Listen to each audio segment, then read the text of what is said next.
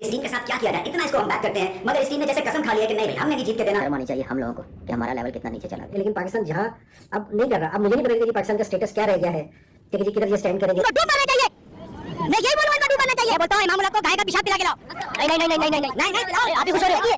दलील कर रहे हैं, बहुत अच्छी बात कही इसने। गाय का पेशाब थोड़ी है उसके अंदर बात है। मैं तुम्हें इमाम उल्लाह को जो भी ऐसी परफॉर्मेंस इनको गाय के पेशाब बोलते हैं, इनको गोली मार देनी चाहिए यार। ये वर्ल्ड क्लास, पहली क्लास, दूसरी क्लास, अबे घंटे की क्लास, लानत पड़ जाए तुम लोगों पे। मैं तो कहता हूं अबे ये बाबर और रिजवान ये नासूर की तरह पाकिस्तान की क्रिकेट खा गए। एक ही टीम से मुसलसल हारे चले जा रहे हैं। हमारी जो टीम के प्लेयर है वो उनके बैट्समैन और बॉलर्स को रीड ही नहीं कर पा रहे अब तक। देखिए अभी का मसला नहीं है। मैं 2011 में जब न्यूजीलैंड टूर पे गया था ना, 6 ओडीआई थे, 6 के 6 ओडीआई मार गए थे। जो कमेंट करते हैं ना बाबर आजम किंग है ना, उसको घर लेके जाए, बाबर आजम को घर के लेके जाए। जो बोलते हैं किंग है, जो बंदा बोलता है ना किंग है बाबर आजम, किंग नहीं है।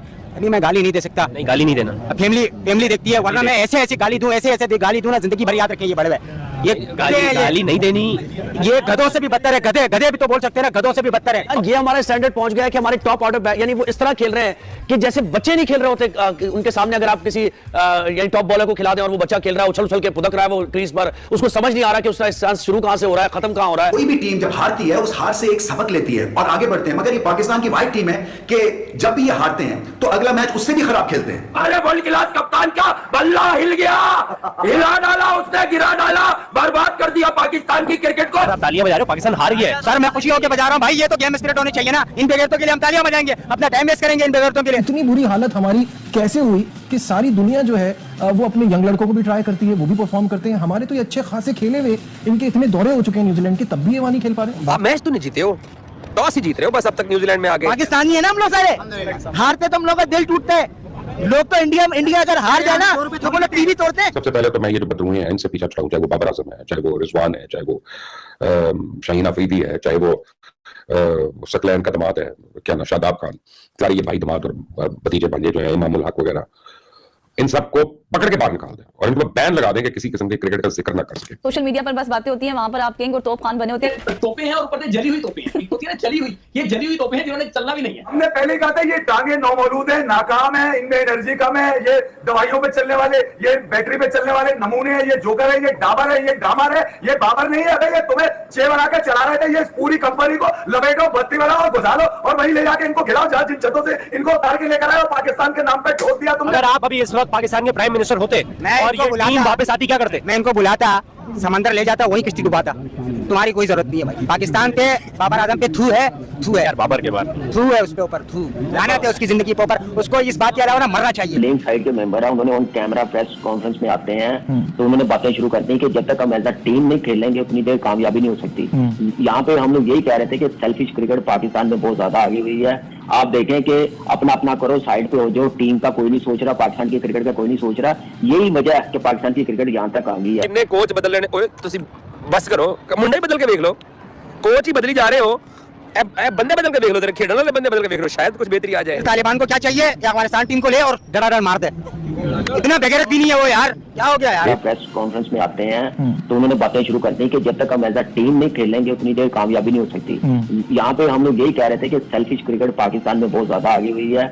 आप देखें कि अपना करो, साइड पे हो जाओ, टीम का कोई नहीं सोच रहा, पाकिस्तान की क्रिकेट का कोई नहीं सोच रहा। यही वजह है कि पाकिस्तान की क्रिकेट यहाँ तक आ गई है। तो मेरे ख्याल से इससे बड़ा मैसेज चेयरमैन साहब को नहीं मिल सकता। जो पाकिस्तान का ब्लेजर पहनते हैं, पाकिस्तान की कैप पहनते हैं और पाकिस्तान का नाम बेच आते हैं और 2 टकों के लिए, चंद रुपयों के लिए ये पाकिस्तान की इज्जत को दांव पे लगा देते हैं। और उससे भी बड़ा नुकसान जो करते हैं कि ये ऐसी ताने बाने करके और ऐसी अरेंजमेंट करके टीमों के अंदर बैठे रहते हैं कई साल कि जो हमारा नौजवान टैलेंट है वो टोटली नजरअंदाज हो। आखिर हम कब जीतेंगे, आखिर हम कब कहेंगे ये यस पाकिस्तान आगे बढ़ रहा है, हमारे क्रिकेटर्स जो हैं वो हमारा सर फखर से बुलंद कर रहे हैं। ये इस काबिल भी नहीं है इनसे बर्तन धुलवाया जा सके, ऐसे बेशरम है, ऐसे सबसे बड़ा मैसेज ये नहीं मिल सकता है वर्ल्ड कप के बाद, जो T20 वर्ल्ड कप के बाद आके आपके टीम के प्लेयर्स कहते हैं हम यूनिटी के साथ नहीं खेल रहे। उससे बड़ा मैसेज उस वक्त भी कुछ नहीं हुआ, अभी भी कुछ नहीं होगा। अगर उस वक्त उसी लड़कों को साइडलाइन कर देते जिन्होंने ये बात की थी, जिनकी वजह से ये टीम का माहौल बना, कहता हूँ कि चीजें बहुत सी बेहतर हो जानी थी। उस वक्त आप कहते कि जब इन्होंने कहा था सोचना भी ना, मैच ट्वीटें करनी शुरू करती थी, उस वक्त एक्शन ले लेते, आज ये हालत ना होती। उस वक्त आप एक्शन ले लेते जिसने कहा कि मैंने नहीं खेलनी टेस्ट क्रिकेट, मैं अपनी क्रिकेट देखूंगा, उस वक्त हाल ये नहीं होना था। आपने कॉम्प्रोमाइज किए हैं, सैक्रिफाइस किया पाकिस्तान की क्रिकेट के साथ। कौन सी क्रिकेट खेल रहे हो, उस जमाने की क्रिकेट। ये इतनी मुश्किल कंडीशन नहीं थी, बाउंसी ट्रैक जरूर था, लेकिन इस ट्रैक के ऊपर दानिशमंदी क्या थी, वो ये थी कि आप पहले 6 ओवर या 10 ओवर गुजार लीजिए। हम तो माशाल्लाह टेस्ट क्रिकेट की तरह स्लिप पे मरवा के सारे आउट हुए हैं। और जो पाकिस्तान क्रिकेट बोर्ड तब्दीली के बारे में सोच रहा है, अगर इसी तरह की परफॉर्मेंस का डिस्प्ले होगा और स्कोर कार्ड के ऊपर अगर रन्स जो है वो टेलीफोन नंबर या किसी इमरजेंसी सर्विस का अगर कोई नंबर लगेगा 1315। बैटिंग में बहुत लो स्टैंडर्ड हमारा नजर आया, लग ही नहीं रहा कि इंटरनेशनल मेयार की हमारी बैटिंग लाइनअप है या टीम है, तो बड़ा अफसोस होता है। आपने पाकिस्तान की क्रिकेट का सिस्टम खत्म कर दिया, मेरिट खत्म कर दिया, तो फिर आप ऐसी चीजें भी सुनने के लिए यूज टू हो जाएं। अब टीम के प्लेयर्स कहना शुरू हो गए, जब तक आप टीम का कल्चर चेंज नहीं करेंगे, जब तक आप ग्रास रूट लेवल पे कल्चर चेंज नहीं करेंगे, उतनी देर ये चीजें बेहतर नहीं होगी, ये नुकसान की तरफ ही जाएंगी। प्रोफेशनली डील करना पड़ेगा, अदरवाइज कोई रास्ता नहीं है। आप देखें प्रोफेशनली दुनिया में कहीं पे भी नहीं जीत। चलो न्यूजीलैंड से मरवाई है, फिर उन्होंने आपके मारी है पकड़ के, कौन सी क्रिकेट खेल रहे हो, किस जमाने के ये क्रिकेट खेल रहे हो, अब बताओ ना दिम्बू, बताओ ना। बात है, इतना बुरा हाल हो गया, बड़े हम बड़े बातें करते थे पाकिस्तान का बुरा, कभी ऐसे नहीं हुआ बाबर रिजवान के दौर के अंदर कि जिसको कहते हैं ना एक के ऊपर 4 आउट हो गए, और भाई साहब अब तो 10 के ऊपर 3 आउट होने लग गए हैं। देखा किस तरीके से उन्होंने घटिया बैटिंग की है। अब्दुल्ला शफीक, बाबर आजम, मोहम्मद रिजवान ने तो खीर कर दी ना, टुक टुक टुक। मोहम्मद रिजवान ने तो इस पिच को वो जिसको कहते हैं ना डेंजरस पर्थ का अफ्रीका का पिच बना दिया इन्होंने, ऑस्ट्रेलिया और अफ्रीका वाला पिच बना दिया। कभी हाथ पे बोल, ये नहीं कि हम हार रहे तो बात, हम पास में भी हारते रहे, लेकिन हथियार प्ले में नहीं डाले, फाइट करते हुए आखिर तक जाते हैं। यहाँ तो आप पहले सेशन में या पावर प्ले में मैचेज हार जाते हैं, ये बहुत गलत रवायत डल रही है कि आप 10 ओवर में ही मैच हारते हुए नजर आ रहे हैं। शायद इस पे बहुत ज्यादा काम करने की जरूरत है। एब्सोल्युटली मुकाबला ही नहीं हो पा रहा। और हिस्टोरिकली स्पीकिंग, जैसे राशिद साहब भी कह रहे हैं, ऐसा नहीं है कि हम माजी में बिल्कुल क्लीन स्वीप करते आए हैं या सारे मैचेस जीते आए हैं, लेकिन कंपटीशन जरूर नजर आता था। एक मेजर फर्क सिक्कू भाई ये जरूर होता था कि हमारे बैटर्स ने हमेशा स्ट्रगल किया इन कंडीशंस में, बट हमारे बॉलर्स फिर आपको मैचेस बनाकर देते थे। ये टीम है, पहले जब बॉलिंग करने आते हैं तो पिच जिसको कहते हैं ना वो बैटिंग बन जाता है, जब बैटिंग करने आते हैं पिच बॉलिंग बन जाता है। ना इनके पास अच्छे बॉलर थे, ना इनके पास अच्छे। जय हिंद, वंदे मातरम। दोस्तों तो कैसे हो आप भाई? वीडियो आपने देख लिया, पाकिस्तान रो रहा है भाई बुरी तरीके से। अरे यार तुम 60 बॉलों में, यानी कि फर्स्ट 10 ओवरों में अगर तुम 20 से 25 रन बनाओगे भाई, तो आपका हाल तो वही होने वाला है ना जो अभी हो रहा है आपका। लगातार जो हाल हो रहा है आपका, ऐसा कुछ नहीं है। आप जो है पाकिस्तान की जो टीम है, मैच भाई जीत चुकी थी। जीतते जो मैच है वो न्यूजीलैंड की झोली में डाल दी इन्होंने। एक टी20 के बाद में कोई भी मैच जीतने को नहीं मिला है। और क्या इनकी गंदी लापरवाही बैट्समैन बॉलिंग की वजह से।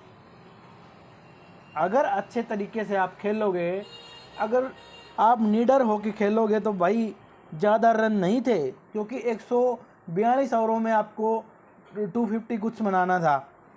अब तुम अच्छी परिस्थिति में भी आ चुके हो यार। आपका 1 आउट हो चुका है, 2 आउट हो चुके हैं बस 100 रनों पे, अगले आप 150 रन नहीं बनाते हो यार, क्या आपका होगा क्या?